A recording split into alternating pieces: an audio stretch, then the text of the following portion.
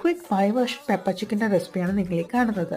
എരിവിനനുസരിച്ച് കുരുമുളക് എടുത്ത് അതിൻ്റെ ഹാഫ് പോർഷൻ ജീരകവും പെരുംജീരകവും എടുത്ത് ഡ്രൈ റോസ്റ്റ് ചെയ്ത് പൊടിച്ചെടുക്കണം.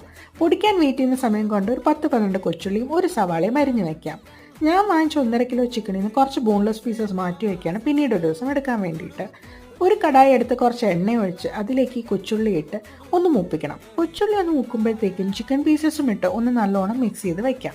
ഇതിലേക്ക് ഒരു 1/2 ടീസ്പൂൺ മഞ്ഞൾപ്പൊടി, 1 ടീസ്പൂൺ കാശ്മീരി മുളക് പൊടിയും പൊടിച്ച മസാല മുഴുവനുമായിട്ട് ആവശ്യത്തിന് ഉപ്പും ഇട്ട് നല്ലോണം ഇളക്കി അടച്ചു വെക്കണം. എക്സ്ട്രാ വെള്ളമൊന്നും ചേർക്കണ്ട.